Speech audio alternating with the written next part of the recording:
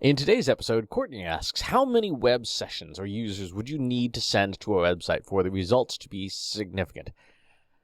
It's interesting. At first, I thought this question was about A/B testing, which is most of the time where we start getting into discussions about statistical significance when it comes to your analytics. But they're actually asking about how many visitors you need for your web analytics to be useful in general.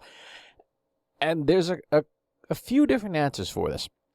First, if you're just getting started or you're just trying to get a sense of your website's performance, then it's really only a question of time. You need, most of the time, a minimum of 30 days of traffic data to collect anything useful with web analytics.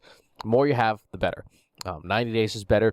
Years is obviously better because you can do year-over-year comparisons. That's especially true if your business has a high level of seasonality to it, of cyclicality to it. So that time part is probably the most important part. When it comes to measuring your website, the number one thing to measure is improvement against yourself, right? That's really the best way to judge. Are you getting better results? Are you getting even 1% more conversion this month than you were getting last month? Are you getting 1% more traffic from qualified sources this month than last month? That kind of measurement is the best because it takes away all the external factors and focuses only on what you're doing to grow your website. Now, if we want to get fancy, one way to think about your web analytics is how much of your obtainable market are you getting? This is the market that you could be getting of people in your space. So your website should be attracting more of your obtainable market as more time goes on, as your marketing gets better, as your search engine optimization gets better, and so on and so forth. So what is your obtainable market? For a website, for most websites, this is going to be a tiny piece, a tiny, tiny little sliver, a wafer thin, of what your audience is searching for in your SEO topics. So say digital marketing analytics. How many people search for that? Say it's like 10 million people, right? What's the likelihood that you could obtain any of that through SEO? Assuming you're really good at it, you're still talking probably a 1/10 of 1%. So it's a tiny little slice. So it's going to be a very, very thin slice of that obtainable market. Once you've figured out what is obtainable, what's you're likely to be able to attract, I typically use a benchmark of cost per click for that.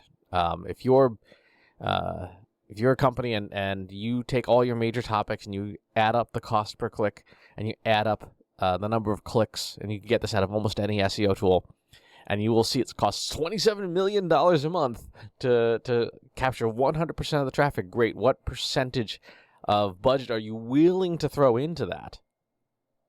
Right. If you got if you're saying, well, I got $100 a month I could spend on paid search. Oh, great. So to add that 27 million, your $100 is the percentage you're committed to obtaining. Now, I'm not saying go out and spend that. I'm saying that's a good way to just kind of get a feel, a sense, a benchmark of what percentage of the attainable market you're likely to get, because that's how much you're willing to commit in terms of resources. Do add in the time spent as money for organic SEO, for content marketing, because that is an important part of trying to obtain that audience. So that's part one. Part two is then you need to calculate a sample size. Right? What sample size, assuming you can get a representative portion of that overall audience that's searching for the things that you do, what sample size are you comfortable with that would tell you, yes, I'm getting enough of the audience that I should be getting, a good idea of what people are interested in for the purpose of analyzing that audience in your web analytics. Most marketers, most of the time, because we're not doing anything life-saving, right? This is not the ER, are comfortable with a confidence level of 95% and a confidence interval of plus or minus 3%. What that means is confidence level in statistics is if you repeated this test 100 times, 95% of the time, if you have a 95% confidence level, you would get the same results, right? If you were doing something with like pharmaceutical trials, you'd want a confidence level like 99% of the time, or 99.9 or 0.999. You want to crank that number up so that you get reliable results. For marketing, where no one's going to die, 95% is just fine. Confidence interval says that when you repeat that test over and over again, your results should be plus or minus whatever that number is in this every time you repeat it. So a plus or minus 3% says that result should have a margin of error roughly of plus or minus 3%. So if you're running that test over and over and over again, you should not vary much more than that number outside. The higher you crank up the confidence level and the lower you crank the confidence interval, the larger a sample size you need. The first time somebody does that statistical test, they'll crank those numbers like to their extremes. They're like, oh, you need 100% of your sample, of your audience to get a reliable sample. Like, that's not helpful. Plug those numbers plus your obtainable market into the survey sample tool of your choice, and you'll get the required sample size for any kind of survey. So, for, say, 10,000 people with 95% confidence level and plus or minus 3% confidence interval, you're talking about 964 people, right? That's, in effect, what Courtney was asking about. That's only useful if you're trying to figure out, how much of the audience do I need to have as traffic on my website to do statistically relevant judgment about them, their age, their demographics, their behaviors, their search terms, and things like that. For the purposes of managing your marketing, you don't need that at all. All you need to focus on is your numbers for awareness, consideration, evaluation, and conversion. And are you improving them day over day, week over week, month over month, year over year? If you are improving, that's all that really matters.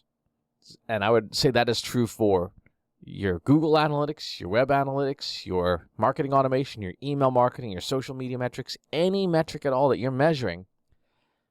Focus on the improvement. Focus on what can I do to get the improvement. A number of years ago, Julian Smith, the CEO of Breather, said, when you want to go into growth mode for a startup, the number one thing you can do is pick one relevant metric and come hell or high water, make it grow 8% week over week. He's like, if you want to grow and you're willing to throw time, you're willing to throw energy, you're willing to throw all your money at something to make your business grow, pick one thing that's relevant and force that thing to grow 8% week over week, and it will have spillover effects into everything else. So that's an interesting way to think about it. Now, you may not be able to get 8% a week, but could you get 5% month over month? Something to think about. Great question, Courtney. Complicated question. There's a lot of statistical stuff to dig in here, and it really shows that even for something as simple as a simple question, a seemingly simple question about web analytics, can have a lot of stats and data science behind it in order to really dig into what it is you're after. So, good question, complicated question, more complicated than you thought. As always, please leave your comments below, subscribe to the YouTube channel and to the newsletter. I'll talk to you soon. Take care. Want help solving your company's data, analytics, and digital marketing problems? Visit trustinsights.ai today and let us know how we can help you.